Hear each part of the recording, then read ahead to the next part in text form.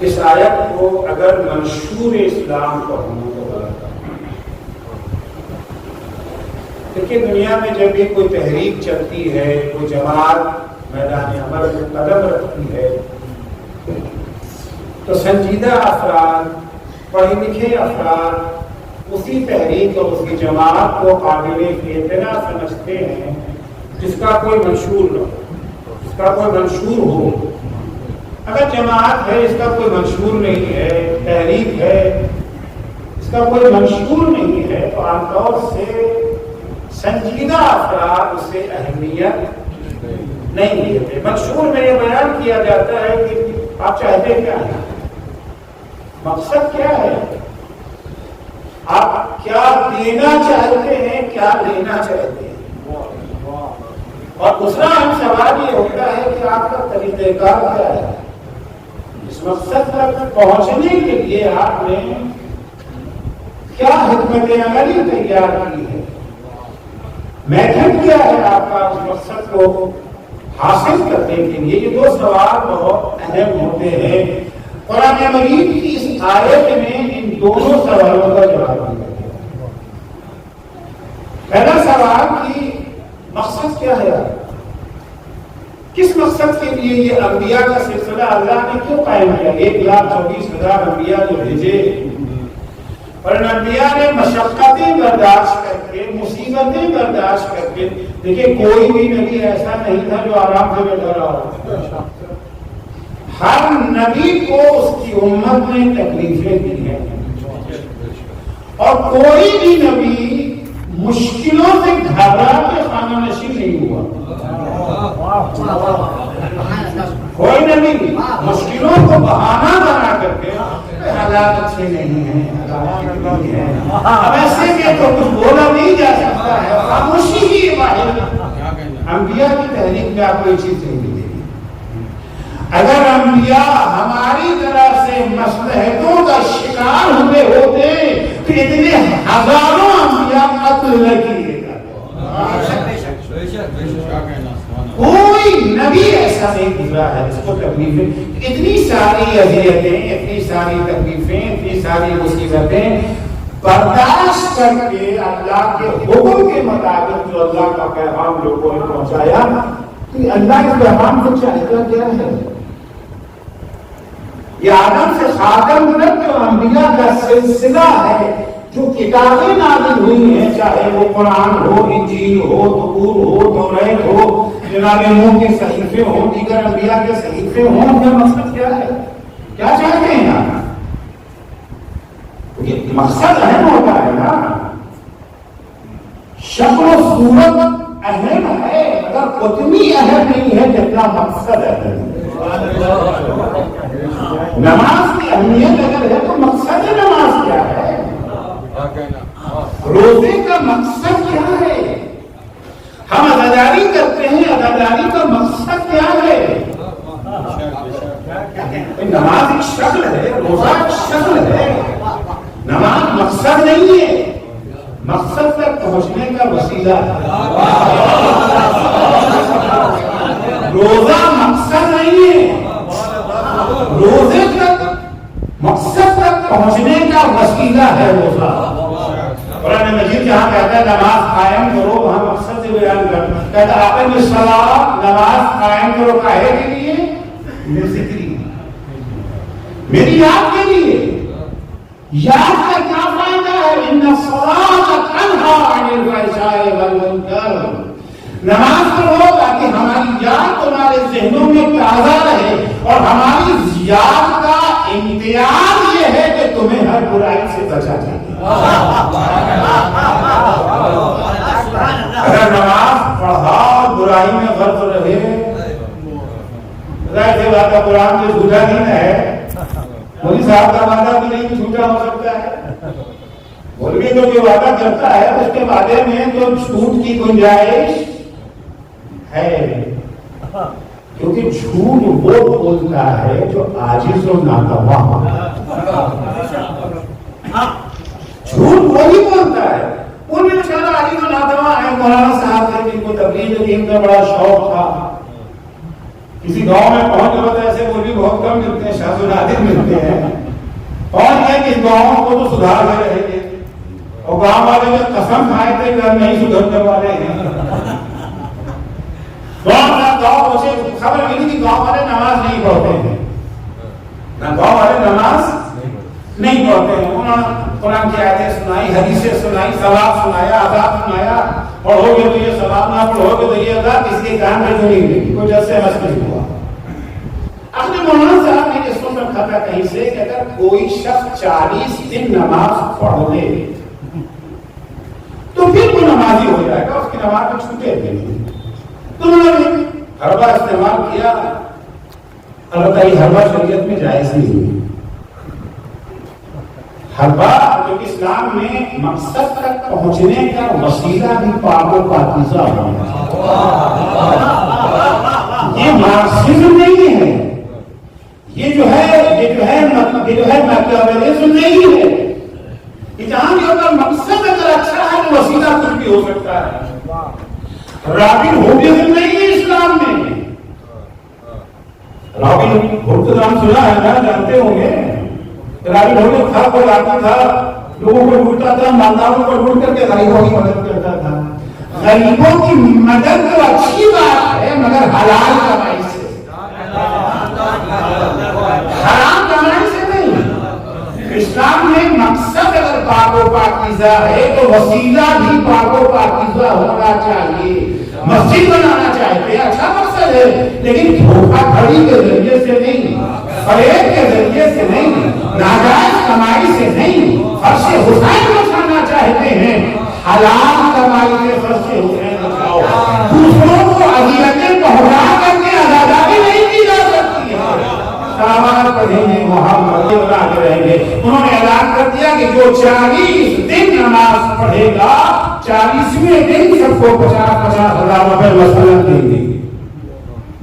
اب ظاہر سی بات ہے کہ جنت کا لالا جلایا تو کوئی نہیں آیا، حور کا لالا دکھایا تو کوئی نہیں آیا، جہنم میں ڈرایا تو کوئی نہیں آیا. 50,000 میں تو کم ہے. وہ بھی اس کورونا کے دور میں جب سب کے روزگار جو ہے بدلے ہوئے پڑے ہوئے ہیں، جاب چھوٹ گئی ہیں یا سیلری آدھی ہو گئی ہے، تو 50,000 کرنا کیا ہے؟ نماز جانا ہے. ٹوٹل ساری رکعتیں ملا کے تو آدھے گھنٹے سے زیادہ کا ٹائم نہیں لگے گا. آدھے گھنٹے میں 50,000 مل جائے گا 40 دن میں، تو کیا برا ہے. اب نتیجہ یہ ہوا کہ مسجد میں دل رکھنے کی جگہ نہیں. ظاہر سی بات ہے کہ ہمارے یہاں مسجدیں بنتی ہیں تو مومنین کے بارے میں حسن ظن رکھ کے مسجد بنتی ہے. حسن ظن ہوتا ہے. حسن ظن کیا ہے؟ اگر 500 کی آبادی ہے تو مسجد بناتے ہیں جس میں 200 آدمی آ سکتے ہیں. معلوم ہے یہ سب کے سب تو آنے والے نہیں ہیں، تو اسی سائز سے مسجد بنی ہے. اب مجمع وہاں تو سارے کے سارے آ گئے، 50,000 کا معاملہ ہے. اور جنت کے وعدے کی بات نہیں ہے، 50,000 کا معاملہ ہے. باہر کا مجمع پیسہ وہ سب کے نام میں لکھے جاتے ہیں، کون آ رہا ہے کون نہیں آ رہا. 50 جب 40 دن کی گزر گئے تو کون آئے مولانا کے سامنے کہ حضور کو 50,000 ماشاء اللہ تو یہ کون پڑی ہوئی ہے 50,000 مولانا کہاں سے لا کے 50,000.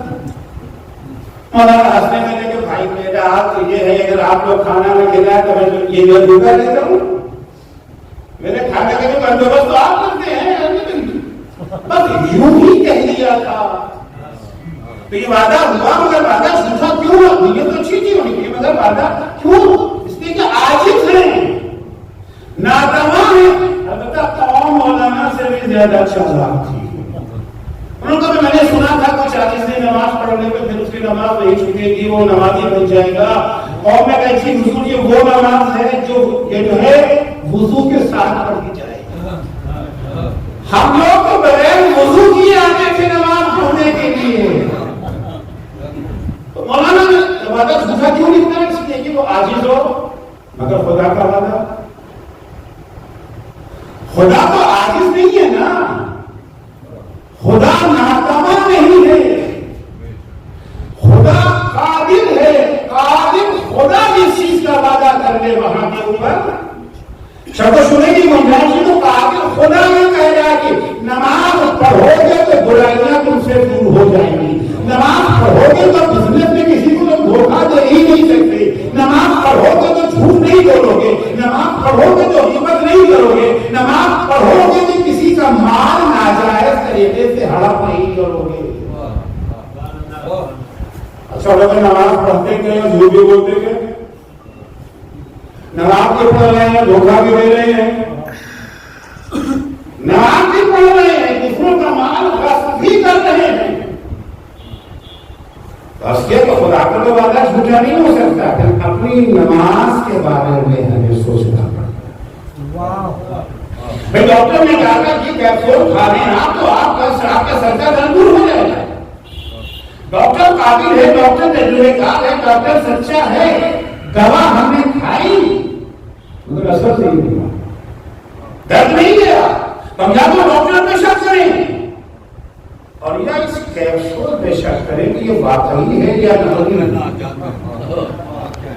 ایسا تو نہیں کہ نقلی دوا ہے تو ڈاکٹر پہ تو شک کر سکتے نہیں کہ ڈاکٹر وہ ہستی ہے جس کے یہاں جھوٹ کا امکان نہیں ہے، گنجائش نہیں ہے، تو کیپسول ہی پہ تو شک کرنا پڑے گا نا، شک کرنا پڑے گا اپنی نماز کے اوپر، آیا یہ وہ نماز ہے جو خدا کی یاد دلاتی ہے، کیونکہ اگر خدا کی یاد آ جائے تو ناممکن ہے کہ انسان گناہ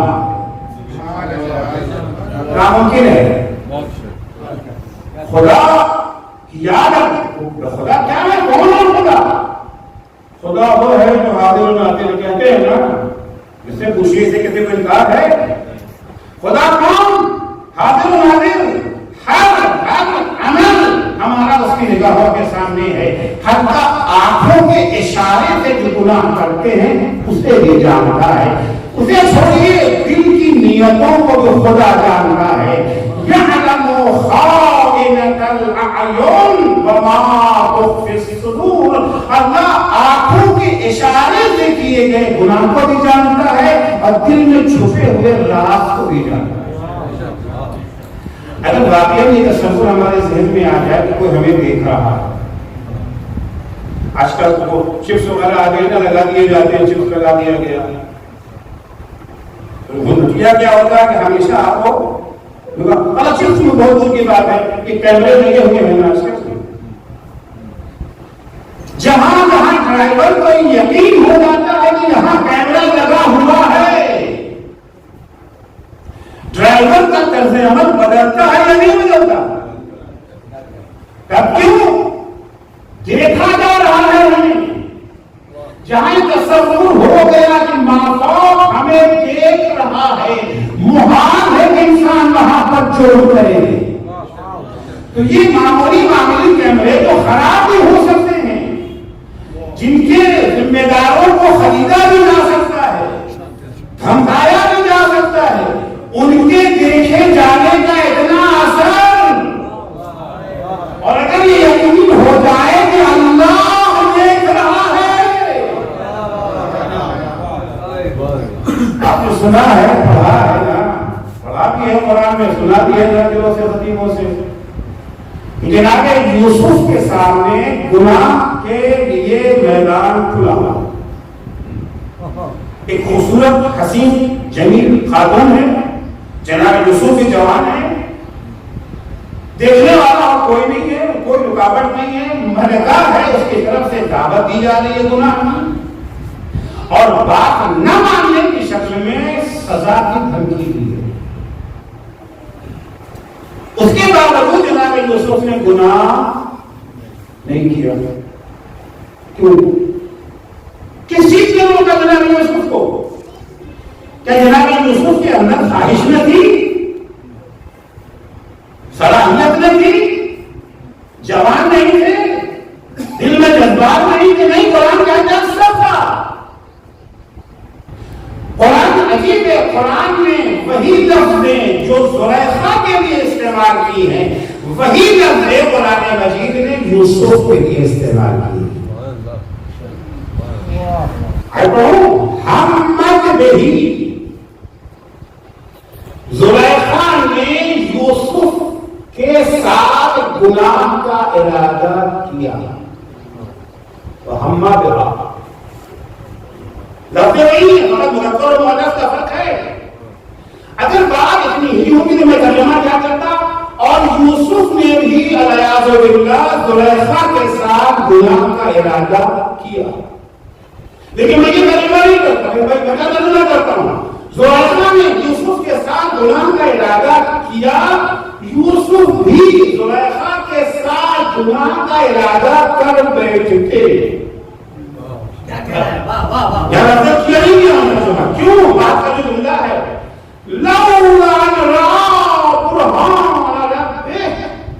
اگر یوسف نے اپنے پروردگار کی نشانیوں کو دیکھ نہ لیا ہوگا تو یوسف بھی وہی ارادہ کرتے جو زلیخا نے ارادہ کیا تھا۔ جیسے زلیخا کے ہاں جذبات ہیں، جیسے زلیخا کے ہاں خواہشات ہیں، ویسے ہی یوسف کے ہاں بھی جذبات ہیں، ویسے ہی یوسف کے ہاں بھی احساسات اور خواہشات ہیں، مگر کیوں نہیں گناہ کا ارادہ کیا؟ اپنے پروردگار کی نشانیوں کو تو دیکھ لیا تھا۔ نشانیاں کیا ہے پروردگار کی؟ وہی ہے تم کام کرو، اللہ تمہیں دیکھ رہا ہے۔ اتفاقاً اس آیت کی تفسیر کے سلسلے میں واقعہ ملتا ہے وہ یہ ہے کہ جس وقت زلیخا نے جناب یوسف کو گناہ کی دعوت دی تھی تو وہاں پر دعوت دینے سے پہلے وہاں ایک بت رکھا ہوا تھا۔ زلیخا نے بت کے اوپر ایک کپڑا ڈال دیا۔ یوسف نے پوچھا کہ یہ کیا ہے؟ یہ تم نے اس کے اوپر کپڑا کیوں ڈال دیا؟ بھگوان دیکھ رہے ہیں نا، تو بھگوان کے سامنے تو گناہ نہیں کیا جا سکتا۔ جب تک زلیخا کو بھگوان کے دیکھنے کا خیال رہا تب تک زلیخا نے بھی گناہ نہ کیا، لیکن جب بھگوان میں کپڑا ڈال دیا جب بھگوان انہیں ہو گئے، اب بھگوان نہیں دیکھ رہے ہیں تو گناہ کیا جا سکتا ہے۔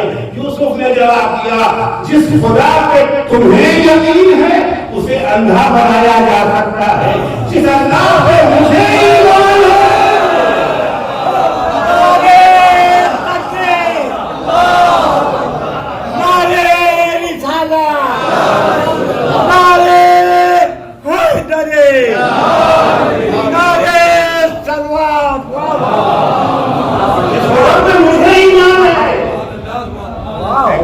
ایمان ہمارے دل میں بھی پیدا ہو جائے، محمد عسکری کے دل میں بھی یہ ایمان پیدا ہو جائے، کبھی ممبر سے وہ باتیں ہم بیان نہ کریں کہ خدا کو ناپسند ہے مگر مجمع کو پسند ہے۔ خدا کو پسند نہیں ہے مگر مجمع کو پسند ہے، تو مجمع کے لیے مجبوری ہوگی، مگر یہ مجبوری کن کے لیے ہے؟ یہ مجبوری ان کے لیے ہے جو خدا پر اس طرح کا ایمان نہیں رکھتے۔ جہاں خدا پر اس طرح کا ایمان آ جائے، بڑی سے بڑی قربانی بھی اگر دینی پڑ جائے پھر بھی وہ خدا کی نافرمانی کے لیے تیار نہیں ہے۔ نبی کی نافرمانی نہیں کرتے، اسلام میں بڑی سے بڑی قربانی دینے سے بھی نہیں چھوٹی۔ کربلا میں سب سے بڑی مصیبت جو تھی، مشکل لمحہ، سارے لمحات امام حسین کے لیے مشکل تھے، مشکل ترین لمحہ وہ تھا جب حسین کے ہاتھوں پر علی اصغر کا جنازہ تھا۔ علی اصغر کا جنازہ تھا۔ آپ عاشور کے دن محمد کرتے ہیں نا، ساتھ میں تو آگے بڑھے پیچھے ہٹے، انا للہ و انا الیہ راجعون۔ حسین صبح سے یہ جو ہے وہ جنازے ہی اٹھا رہے تھے نا، اور محمد کا جنازہ لائے اور یہ پیچھے ہوئے تھے نہیں۔ جوان بیٹی کا جنازہ لے کر کے آئے، مگر نہیں، 6 مہینے کے علی اصغر کا جنازہ بہت بھاری تھا اس کے لیے۔ ماں کو کیا کرتے تھے، وہ تو پانی کے انتظار نہ کرتے۔ یہ مشکل ترین لمحہ جو تھا، مگر یہ مشکل ترین لمحہ بھی حسین کے لیے آسان ہو گیا۔ خود اس موقع پر امام حسین فرماتے ہیں انہ حول علی انہ بعین اللہ، یہ لمحہ بھی میرے لیے آسان ہے کیونکہ یہ سب کچھ اللہ کی نگاہوں کے سامنے ہے۔ اللہ کی نکل یہ جذبہ نماز کا یہ ہے، اقیم الصلاۃ کا روزہ کا ہے کہ نہیں ہے، لعلکم تتقون یا ایھا الذین آمنوا کتب علیکم الصیام کما کتب علی الذین من قبلکم، ایسا ہے ایمان پر روزہ فرض کیا گیا جیسے پچھلی قوموں پر تھا ہے کہ نہیں؟ مقصد کیا ہے؟ لعلکم تتقون. یہ نماز کا مقصد ہے، روزے کا مقصد پورے دین کا مقصد ہے. یہ پورے دین کا کیا مقصد ہے؟ کیوں دین کو اپنائیں؟ البتہ دین کو اپنانے کا مطلب بولیں گے تو ہم لوگ کیا ہے ایک نام رکھ لیا اپنا محمد عسکری، ان کا نام یہ جو ہے رام کرشن ہے، ہمارا نام محمد عسکری ہے. اس کے بعد کردار اور کریکٹر میں دونوں برابر. دکان میں بیٹھتے ہوئے پتہ نہیں چلتا کہ محمد عسکری کون ہے، رام کرشن کون ہے. کاروبار میں، بزنس میں، ایک دوسرے کا حق مارنے میں نہیں، کسی نے پیچھے نہیں، بالکل برابر اتحاد دوستی یکجہتی. ہاں ایک نام کا فرق ہے.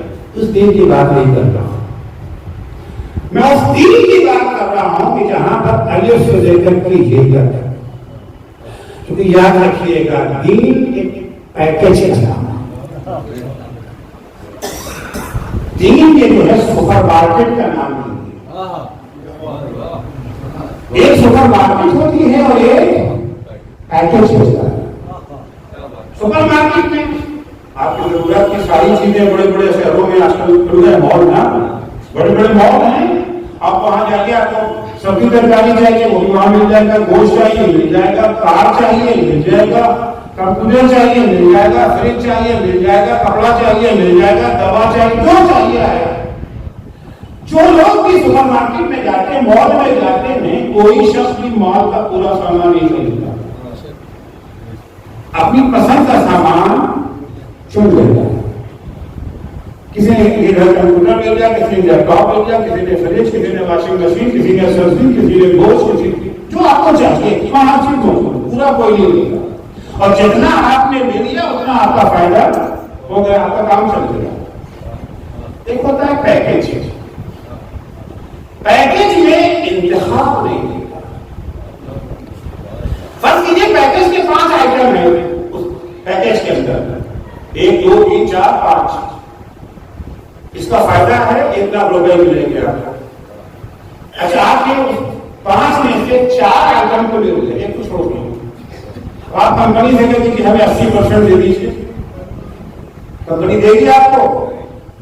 نہیں. کمپنی کیا جواب دے گی؟ لینا ہے تو سب لو. 5 آئٹم اگر لو گے تو تمہیں اس کا فائدہ ملے گا، ورنہ فائدہ نہیں ملے گا. ابھی تو یہی حال ہے دین کا. دین ایک پیکج کا نام ہے، سپر مارکیٹ کا نام نہیں ہے. دین میں نماز بھی ہے، روزہ بھی ہے، ادائیگی بھی ہے، حج بھی ہے، خدمت خلق خدا بھی ہے. فائدہ تب پہنچے گا جب دونوں کو، عبادت خدا کو بھی لے لو، خدمت خلق خدا کو بھی لے لو. اور اگر انتخاب کرنا شروع کیا، ان کو نماز بہت اچھی لگتی ہے، انہوں نے نماز کو لے لیا. انہیں داڑھی بہت اچھی لگتی ہے، انہوں نے داڑھی کو لے لیا.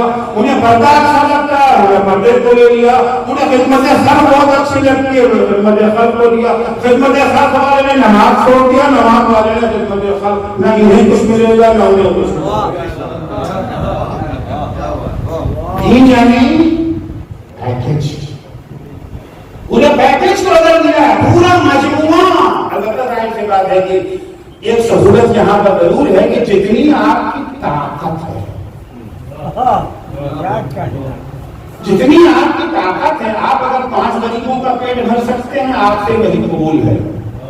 وہ 500 کا پیٹ بھر سکتے ہیں، ان کی ذمہ داری. جتنا ثواب انہیں 500 کا پیٹ بھر کے ملے گا، اتنا ہی ثواب آپ کو 5 آدمیوں کا پیٹ بھر کے ملے گا. ان اللہ لا یکلف نفسا الا وسعها. اللہ کسی کو بھی اس کی صلاحیت سے زیادہ ڈیوٹی نہیں دیتا. اب کتنا آپ کے پاس ہے طاقت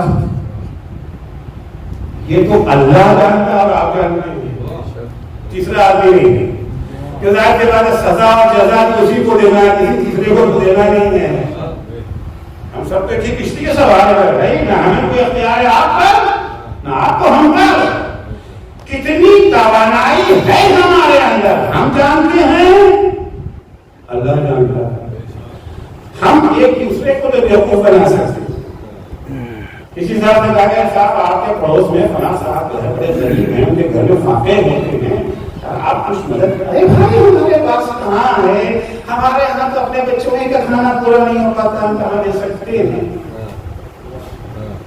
ٹھیک ہے آپ یہ بات کہیں گے، ہمیں تو آپ نہیں آپ کی نیت پہ شک کر لیتا اور خدا کو تو معلوم گھر میں کتنا.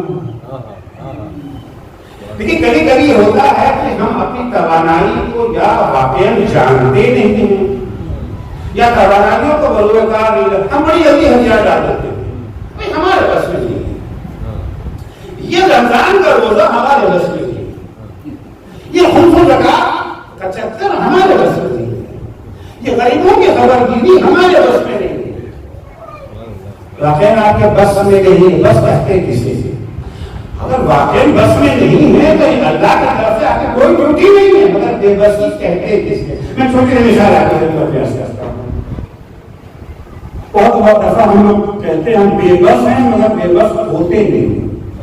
فرض کیجیے گھر سے نکلے آفس جانے کے لیے، پور کی بات نہیں کر رہا ہوں، بڑے شہروں کی بات کر رہا ہوں، دلی ہے ممبئی ہے، گھر سے آفس کا راستے 15 کلومیٹر دور نکلے، گاڑی خراب ہو گئی، زبردست بارش بھی ہو گئی، نہ کوئی ٹیکسی ملی نہ کوئی بس ملی نہ کسی نے لفٹ لیا. پیدل 15 کلومیٹر کا سفر طے کر کے گھر پہنچے. پہلی دفعہ اتنا لمبا سفر کیا، ہمیشہ کار سے جاتے تھے، کار کی ہمارے پاس. اب ظاہر ہے 15 کلومیٹر کو چلے گا، پہلے ہونے کے بعد پیر میں چھالے تو پڑے گا کیونکہ سب کچھ بات نہیں ہے. تھکے ماندے آئے اور گھر میں آ کر کے بستر پہ دیکھے، فوراً بیوی آئی، ارے آپ آ گئے. وہ بیچارے لوگ پڑوس میں ہیں، ان کی طبیعت بہت خراب ہے، وہ انتظار کر رہے تھے آپ آ جائیں ان کو اسپتال پہنچا دیں. نہیں بیگم اب تو اس سے ایک قدم نہیں اٹھایا جاتا. سچ مچ اب آپ سے ایک قدم نہیں اٹھایا جاتا. ہم نے بالکل نہیں، کل انشاءاللہ لے جاؤں گا. آپ کی طاقت ختم ہو چکی ہے، واقعی آپ کی طاقت ختم ہو گئی ہے، واقعی آپ کی انرجی ختم ہو گئی ہے، واقعی آپ سے قدم نہیں اٹھایا جاتا. اسی وقت اگر بھیڑیا گھر پہ حملہ کر دے تو کیا کریں گے؟ اگر اسی وقت بھیڑیا گھر پہ حملہ کر دے تو کیا کہیں گے؟ ارے بھائی بھیڑیا چیزیں پھاڑے کھائے کچھ بھی کرے، مجھ سے تو نہیں اٹھا جاتا. بڑے رہیں گے نہیں، بھیڑیے کا نام سنتے ہی بھاگنا شروع کریں گے. اس کا مطلب ہے آپ میں انرجی تھی، ختم نہیں ہوئی تھی. آپ بے بس نہیں تھے، آپ بے بسی کا اظہار کر رہے ہیں. بے بسی وہاں ہے، ایک دفعہ ہوا بھیڑیا آیا، ہم بھاگے جا رہے ہیں، آگے آگے ہم، پیچھے پیچھے بھیڑیا. ایک مقام وہ آیا جہاں ہماری ساری انرجی ختم ہو گئی، ہم گر پڑے زمین کے اوپر. اب واقعی میں قدم ہم سے اٹھایا نہیں جاتا ہے. بھیڑیا چیزیں پھاڑے کھائے کچھ بھی کرے، اب ہم سے اسے کہتے ہیں بے بسی. اسے بے بسی کہتے ہیں. لہذا ہمیشہ بے بسی کا بہانہ نہ بنائیے. آپ کے بس میں ہے یا نہیں، پہچاننے والا وہ خدا. جس نے آپ کو طاقت دی ہے اسے پتا ہے کہ ہم نے کتنی انرجی دی ہے. کسی رات کو کسی صاحب نے 1 لاکھ روپے دے دیے، مثال کے رکھے 1 لاکھ میں خرچہ کیا، آپ نے 50,000 خرچہ کیا. انہیں تو معلوم ہے کہ 50,000 روپئے آپ کے پاس ہے. آپ کے دروازے میں فقیر آ گیا، بھائی صاحب 2 وقت ہمارے بچوں نے کھانا نہیں کھایا ہے، 50 روپیہ ہمیں. ارے بھائی 50 روپیہ کیا، 50 پیسے ہمارے پاس نہیں ہے. فقیر سے تو جھوٹ بول سکتے، کیا خدا سے بھی جھوٹ بول سکتے؟ جس نے آپ کو دیا ہے 1 لاکھ روپیہ، جس کو پتا ہے کہ آپ کے گھر میں ابھی 50,000 روپے موجود ہیں، جس نے توانائی کی ہے، توانائی تو آپ کی پراپرٹی نہیں نہ ہے، آپ کی ملکیت نہیں ہے. جو کچھ ہے اللہ کی عطا ہے. جب کوئی مرتا ہے، مرنے کی خبر آتی ہے، فوراً زبان میں جملہ آتا ہے، کیا کہتے ہیں؟ انا للہ وَإِنَّا إِلَيْهِ رَاجِعُونَ. کبھی اس کے معنی پہ غور کیا ہے؟ کیا معنی ہے اس کا؟ اِنَّا لِلَّهِ یعنی ہم اللہ کی ملکیت ہیں، ہم اللہ کی پراپرٹی ہیں، ہم کچھ نہیں ہیں، وَإِنَّا إِلَيْهِ رَاجِعُونَ، اور ایک دن یہ اللہ کی پراپرٹی اسے ہینڈ اوور کرنا ہے۔ جو کچھ ہمارے پاس ہے اللہ نے امانت ہمیں دیا ہے، یہ ہاتھ امانت، امانت یہ آنکھیں امانت، یہ زبان امانت، یہ عزت، یہ شہرت، یہ دولت، یہ علم، یہ جو کچھ بھی ہمارے پاس ہے ہمارا کچھ نہیں ہے۔ تو ہر چیز کا ایک مقصد ہے، دین کا مقصد کیا ہے؟ یہ مجموعہ دین کا جو ہے ٹوٹل ایک آیت کے لیے اس آیت شریفہ میں اس مقصد کو قرآن نے بیان کیا۔ لقد ارسلنا رسولا بالبینات وانزلنا معهم الکتاب والمیزان، یقیناً ہم نے اپنے رسولوں کو کھلی ہوئی آشکار دلیلیں معجزے دے کر کے بھیجا، ان کے ساتھ ہم نے کتاب قانون بھیجا، میزان ترازو کسوٹی نازل کیا پرکھنے کے لیے کون قانون شکن ہے، کون احترام کرنے والے ہیں قانون کا، کاہے کے لیے فرما دیا۔ یہ سارے انبیاء کس لیے آئے ہیں؟ یہ ساری کتابیں کس لیے نازل ہوئی ہیں؟ توریت، انجیل، زبور، قرآن، صحف موسیٰ سے حضرت نوح کیوں نازل ہوئے ہیں؟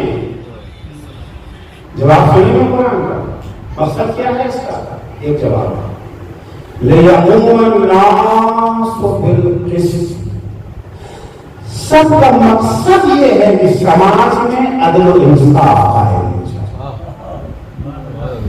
مقصد دین کیا ہے؟ مقصد دین ہے معاشرے میں عدل و انصاف قائم کرنا، قوم کی ایسی تربیت کر دی جائے کہ قوم خود سے انصاف کرنے لگے۔ جب تو یہ ہوتا ہے کہ حکومت ڈنڈے مار کر کے عدل کرواتی ہے، انشاءاللہ کوئی اچھی حکومت آ جائے ہندوستان میں، جب تو نہیں آئی ہے، کوئی ایسی حکومت آ جائے ہندوستان میں کہ جو واقعاً عدل قائم کرنا چاہے، کسی بہوبلی کا خیال نہ رکھے، کسی طاقتور کو خاطر میں نہ لائے، ہر شخص کو اس کا حق مل جائے ڈنڈے کے زور پر، یہ بھی ایک اچھی بات ہے کہ اسلام اس عدل کا قائل نہیں ہے۔ مقصد دین ڈنڈے کے زور پر عدل قائم کرنا نہیں ہے۔ لِيَقُومَ النَّاسُ بِالْقِسْطِ، عقلوں کو اتنا پختہ بنا دیا جائے، انسانیت کو اتنا پروان چڑھا دیا جائے، انسانیت اتنی بیدار کر دی جائے کہ لوگ خود سے عدل قائم کر دیں گے۔ لِيَقُومَ النَّاسُ بِالْقِسْطِ، تاکہ لوگ عدل و انصاف قائم کریں، حکومت نہیں، لوگ اتنے ایڈوانس ہو جائیں، اتنے ترقی یافتہ ہو جائیں کہ عدل و انصاف قائم کرنے لگے۔ تو اسلام کا مقصد کیا ہے؟ دین کا مقصد کیا ہے؟ دین کا مقصد فقط نماز نہیں، صرف روزہ نہیں، صرف داڑھی نہیں، صرف پردہ نہیں، نماز واجب، روزہ واجب، داڑھی واجب، پردہ واجب، مخالفت گناہ حرام، لیکن مقصد دین نہیں ہے۔ اگر آپ نماز پڑھتے ہیں مگر عدل نہیں کرتے ہیں، آپ مسلمان نہیں ہیں۔ مسلمان نہیں ہے تو واقعی مسلمان ہے، حقیقی مسلمان جو ہونا چاہیے وہ نہیں ہے۔ نام کے مسلمان تو ہیں لیکن جو حقیقی مسلمان جسے کہا جاتا ہے وہ حقیقی مسلمان کہلانے کے لائق نہیں ہے۔ اگر عدل قائم نہ ہو تو مقصد دین تو یہی ہے نا۔ روزہ رکھ لیا بہت اچھی بات ہے، واجب کو انجام دیا ہے، آپ حجاب کر رہی ہیں خاتون بہت اچھی بات ہے، داڑھی رکھ رہے ہیں بہت اچھی بات ہے، حج کرنے جاتے ہیں بہت اچھی بات ہے، سبحان اللہ کیا کہنا، لیکن اگر عدل نہیں ہے، نماز روزہ کا انجام دے رہے ہیں، ابا کا انتقال ہوا، بڑے بھائی ہم تھے، پڑھے لکھے بھی ہم تھے، طاقتور بھی ہم تھے، پیسے والے بھی ہم تھے، باقی بھائی بہن تو چھوٹے چھوٹے تھے، سب کا ہم کر کے بیٹھ گئے، سب سے الگ بات۔ آپ کو فرمان کہہ رہے ہیں کہ حقدار نہیں ہیں۔ لیکن دو قسم کے مسلمان ہوتے ہیں، ایک مسلمان فی دنیا والآخرہ، دنیا میں بھی مسلمان، آخرت میں بھی مسلمان۔ دنیا میں مسلمان ہونے کے بعد مسلمان ہونے کا فائدہ وہ ملے گا، اور آخرت میں مسلمان ہونے کے نتیجے میں جو آخرت کا فائدہ جنت کو ملے گی۔ کچھ مسلمان صرف دنیا تو ہیں، پھر آخرت نہیں ہے۔ دنیا میں میرا نام محمد عسکری ہے، میں کہتا ہوں لا الہ الا اللہ محمد رسول اللہ، کچھ فائدے ہیں جو ہمیں دنیا میں ملیں گے، چاہے ہم ایک وقت کی نماز نہ پڑھیں، شراب پیے، جوا کھیلے، دنیا کا فائدہ کیا ہے مسلمان ہونے کا؟ پہلا فائدہ پہلا فائدہ جو ہے وہ یہ ہے کہ ہمارے ہاتھ سے کھانا پینا آپ کے لیے جائز ہو گیا، آرام سے وہاں پر درمیان آ جا سکتے ہیں، کام کر سکتے ہیں۔ دوسرا فائدہ ابا کی میراث میں ملے گی۔ دیکھیے اسلامی قانونی کے اعتبار سے اگر کسی کا بیٹا کافر ہو جائے تو اسے میراث، مسلمان کی میراث کافر بیٹے کو نہیں ملے گی۔ بیٹا کافر ہے، ابا کروڑپتی ہے، ابا کی موت کا وقت قریب ہے، مرنے والے ہیں ابا، کسی نے سمجھایا ارے میاں دو کلمہ پڑھ کے لا الہ الا اللہ محمد رسول اللہ، خوش مت کرنا اتنا کہ جا کے ابا کے سامنے کہہ دو میراث نہیں جو بھی آیا ابا لا الہ الا اللہ محمد رسول اللہ، نہ نماز کا روزہ کچھ بھی نہیں، تو میراث ملے گی، مسلمان ہو گیا۔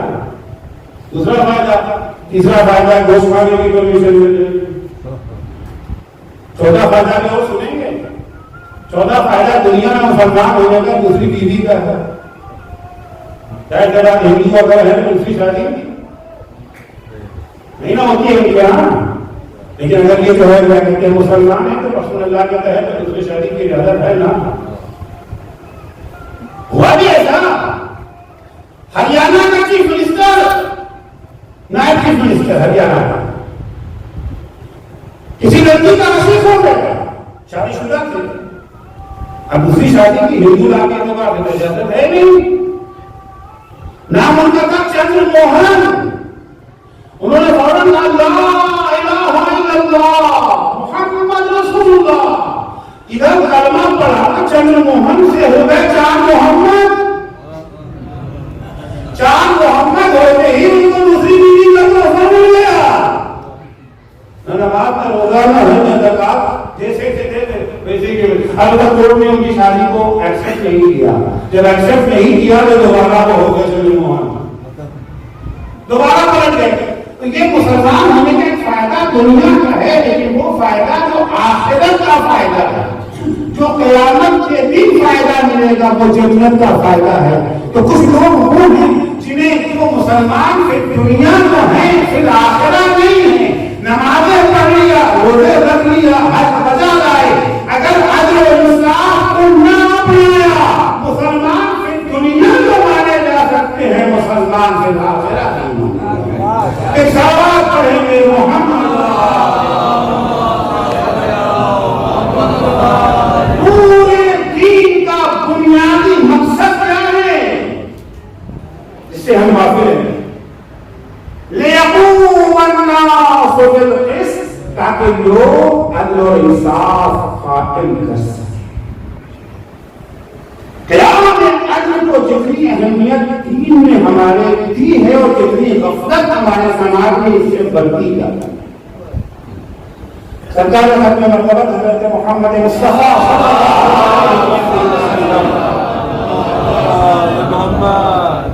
دیکھیے، ہر انسان کی یہ خواہش ہوتی ہے کہ اسے اچھے نام سے یاد کیا جائے، اس کے خاندان کو اچھے نام سے یاد کیا جائے، اس کی تعریف کی جائے کہ ماشاء اللہ کیا خاندان ہے، اس کے گاؤں کو گاؤں مہینہ پھول کا پھول کی تعریف ہو کر کے پھول والوں کو اچھا لگے تو نہیں لگے گا، یہ خواہش تو ہوتی ہے ہمارے شہر کی تعریف ہو، ہمارے صوبے کی تعریف ہو، ہمارے ملک کی تعریف ہو۔ ہم لوگ سے باہر جاتے ہیں تو ہم کو ہندوستان کو برا بھائی دیکھ لیں، کیوں بھائی برا لگتا ہے نا ہم لوگوں کو، اور کوئی تعریف کرتے ہیں بہت اچھا لگتا ہے۔ ہر شخص یہ چاہتا ہے اس کے ملک، اس کے صوبے، اس کے شہر، اس کے گاؤں، اس کے خاندان، اس کی تعریف کی جائے، فطری ہے، لیکن تعریف کسی کی بلا وجہ نہیں کی جاتی۔ سرکار ختم مرتبہ حضرت محمد مصطفیٰ فرماتے ہیں کون سی قوم لائق تعریف ہے، کون سا ملک لائق تعریف ہے؟ جس ملک کی سڑکیں اچھی ہوں وہ لائق تعریف ہے، جہاں بجلی کا نظام بہت اچھا ہو وہ لائق تعریف ہے، خوبصورتی جہاں بہت زیادہ ہو وہ لائق ہے۔ بزرگ کہتے ہیں نہیں چیزیں اچھی ہیں، سڑک اچھی ہونا اچھی بات ہے، بجلی کا نظام ہونا اچھی بات ہے، خوبصورتی شہر کی اچھی بات ہے، صاف ستھرائی اچھی بات ہے، لیکن یہ معیار نہیں ہے۔ حضور فرماتے ہیں لن تقدس امة لا يؤخذ فيها حق الضعيف من القوي بدل گرے متقطعین، وہ قوم ہرگز اس وقت تک لائق تعریف نہیں ہو سکتی جب تک اس میں یہ صفت نہ ہو۔ ساری صفتیں اکٹھا ہیں، یہ صفت اگر نہیں ہے، سڑکیں بہت اچھی ہیں، کوئی کٹھا نہیں ہے، یہاں سے الہٰباد تک چلے جائیے گاڑی ہلے گی بھی نہیں، آج والی سڑک نہیں سے ہم لوگ آئے ہیں، یہاں کا ایک گھنٹے سڑک ہی نہیں ہے، گڑے گڑے ہیں، بچہ میں سڑک کو بڑے میں شادی ہوا ہوا گڑے گڑے ہیں اس کے اندر، نہیں یہ بہترین سڑک بن گئی ہے، لائٹ کا بہترین انتظام ہے، منٹ کو لائٹ نہیں جاتی ہے، صفائی کا بہترین نظام، چمچماتی ہوئی سڑکیں دریا ہیں، ہر طرف پھول پھلواری لگی ہے، بڑا حسین ہے، لیکن اس سماج میں عدل نہیں پایا جاتا۔ لن تقدس أمة لا يؤخذ فيها عقد في ضعيف من القبيل بغير مضاجع، وہ قوم ہرگز اس وقت تک لائق تعریف نہیں ہو سکتی ہے جب تک اس سماج میں، اس معاشرے میں، اس قوم میں کمزور ترین شخص کا حق طاقتور ترین شخص سے لقمت زبر کے بغیر حاصل کر لیا ہوا کرے بہو بنی، ہوا کرے طاقتور، کمزور ترین انسان کا حق بھی اگر اسے چھینا ہے تو بغیر جھجک کے اس سے اس کا حق واپس لیا جا سکے۔ ایسا نہ ہو کہ غریب بہو بنی کے خلاف ایف آئی آر لکھانے کی بھی ہمت نہ کر سکے، اگر تھانے میں گئے تو اس کے بجائے ہم کو کہیں نہ کرتے ہیں۔ اگر ملک کی حالت یہ ہے، سب کچھ ہے مگر عدل نہیں ہے، انصاف نہیں ہے، ٹیکنالوجی ہے، چاند پر ہو آئے ہیں، مریخ تک ہو آئے ہیں، بہترین ٹیکنالوجی کے مالک ہے، لیکن عدل نہیں ہے، انصاف نہیں ہے، وہ قوم لائق تعریف نہیں ہے۔ یہ بات صرف غیروں کے لیے نہیں ہے، اگر امریکہ میں ظلم ہوتا ہے تو امریکہ لائق تعریف نہیں ہے، اسرائیل میں اگر ظلم ہوتا ہے اسرائیل لائق تعریف نہیں، اگر ہمارے یہاں بھی ظلم ہوتا ہے تو ہم بھی لائق تعریف نہیں ہیں۔ ہم لاکھ کوششیں کرتے رہیں، لاکھ اداکاری کرتے رہیں، لاکھ رسوم بہاتے رہیں، ہم اس وقت حسینی کہلانے کے حقدار نہیں ہیں جب تک ہمارے درمیان کمزور ترین شخص اپنا حق پانے کے لیے اس کے لیے راستہ اللہ۔ عربی سماج، محمدی معاشرہ، اسلامی معاشرہ، وہ معاشرہ اور سماج ہے جہاں پر کسی کا حق کوئی پامال نہیں۔ عدل وہ چیز ہے کہ امیر المؤمنین نے حکومت کو ٹھوکا، جس میں مولا کائنات نے حکومت کے بعد دوست سنبھالی تھی، بہت سارے لوگ عادت کر چکے تھے، کلچر بن گیا تھا۔ خدا نہ کرے کسی سماج میں گناہ کلچر بن کوئی ایک ہے گناہ، کبھی کبھی گناہ کرتا ہے انسان کا شرمندہ آ جاتا ہے کہ مجھ سے غلطی ہوگی، شرمانی ہوتی ہے، لیکن کبھی احساس ہی مر جاتا ہے، گناہ کو گناہ نہیں کرتا، گناہ کلچر بن جاتا ہے۔ گناہ نہ کیجیے تو لوگوں کو حیرت اور تعجب ہوتی ہے کیا ہوتا ہے۔ مولا علی کے زمانے میں بھی اس کو پاکور بڑھائی ہے، بات ہونا کلچر بن چکا تھا۔ من جملہ اس کے کہ بعض خاندانوں کو بیت المال کے کچھ زیادہ لینے کی عادت سی ہو گئی تھی، میں اس سے زیادہ ہلکا رکھتا آج اپنی خدمت میں کچھ عادت سی ہو گئی تھی کہ نہیں یہ تو ہمارا حق بنتا ہے۔ آج بھی تقریباً ہے نا، فرض کیجیے کوئی صاحب منسٹر صاحب ہیں، منسٹر صاحب کو گاڑی ملی ہے، کاہے کے لیے ملی ہے؟ آفس کے کاموں کے لیے ملی ہے، بچوں کے اسکول چھوڑنے کو تھوڑی ملی ہے، بیوی کو جو ہے شاپنگ کرانے کے لیے کار نہیں ملی ہے، لیکن اگر کیا تو ہوتے ہی ہے، اور ہم لوگ کوئی انگلی اٹھائے فلاں وزیر کو لے کر یار اس کا بیٹا اسکول جاتا ہے سرکاری گاڑی پر، لوگ کیا کریں گے؟ ارے یار اتنا کچھ چلتا ہے، منسٹر ہے، اتنا تو اس کا حق بنتا ہی ہے، کیونکہ یہ کلچر بن چکا ہے۔ مولا علی کے زمانے میں کلچر بن چکا تھا، مگر مولا نے پہلے ہی شرط کر دی تھی میں جب حکومت کروں گا تو میری حکومت میں یہ نہیں چلنے والا ہے۔ یہ تفریق کلچر بن گئی کہ ایک نمونہ آپ کو پیش کروں، مولا علی کے گھر کا نمونہ پیش کروں۔ مولا علی کی بہن ام ہانی، مولا علی کی بہن ام ہانی اب علی کی بھائی کی حکومت ہے، بہن ہے ام ہانی.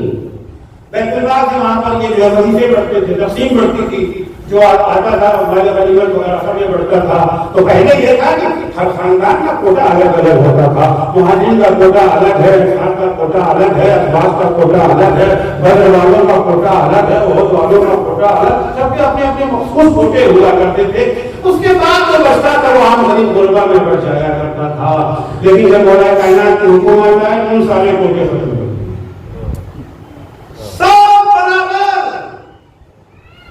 بیت المال سے وظیفہ لگا. ام ہانی کو ملا ان کی قمیص سے ملا.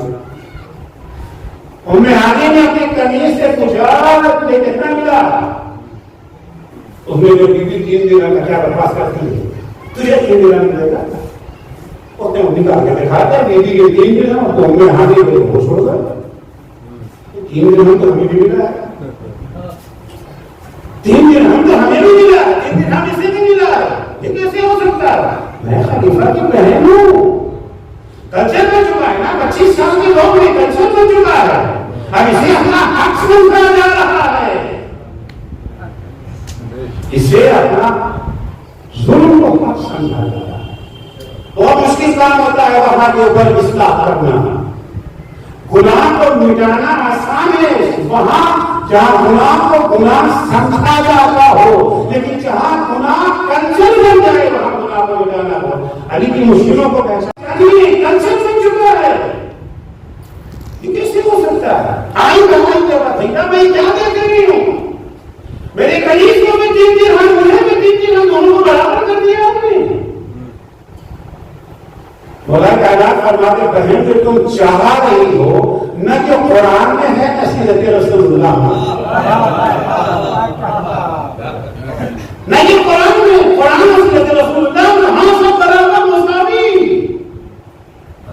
مولا کائنات کو دھمکیاں دی جانے لگی.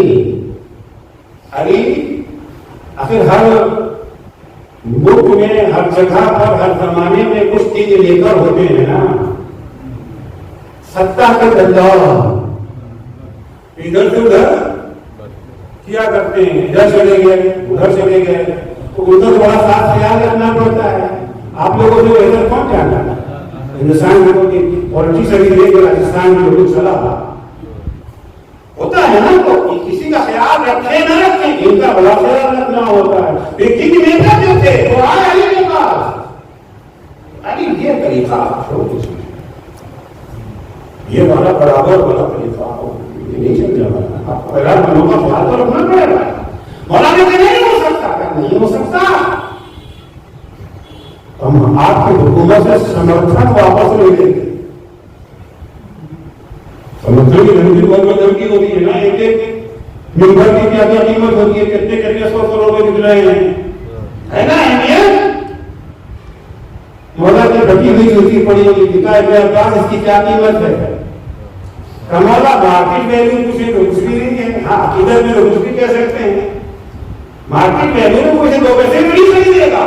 مولا فرماتے خدا کا قسم اگر میں حکومت کے ذریعے حق کو قائم نہ کر سکوں، باطل کو نہ مٹا سکوں، تو میری نگاہ میں تمہاری یہ حکومت میری چوٹی سے بھی کم قیمت کی ہے.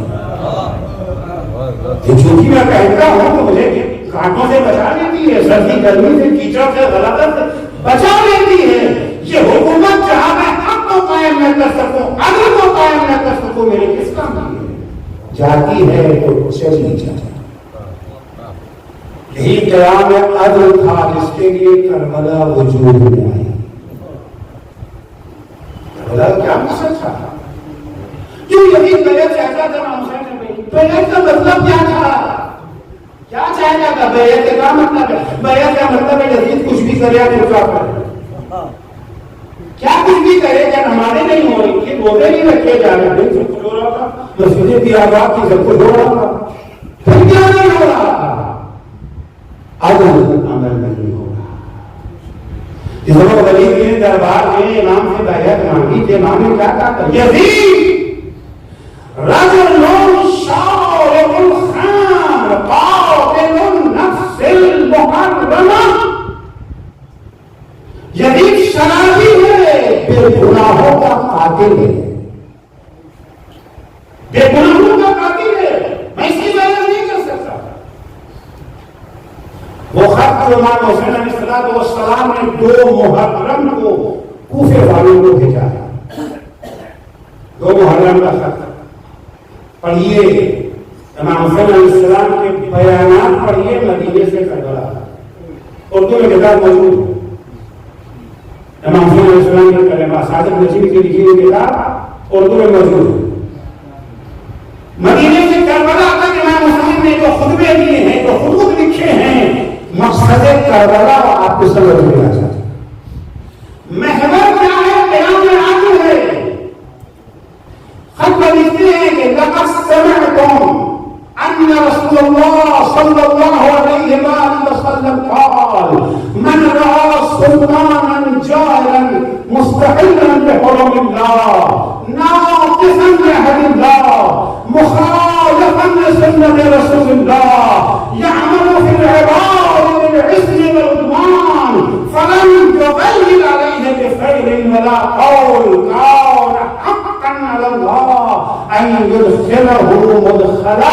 ایک کوفے والوں میں تم سے کوئی نئی بات نہیں کر کے آیا، کوئی نیا دین لے کے نہیں آیا ہوں، کوئی نئی شریعت لے کے نہیں آیا، شریعت محمدی لے کے آیا۔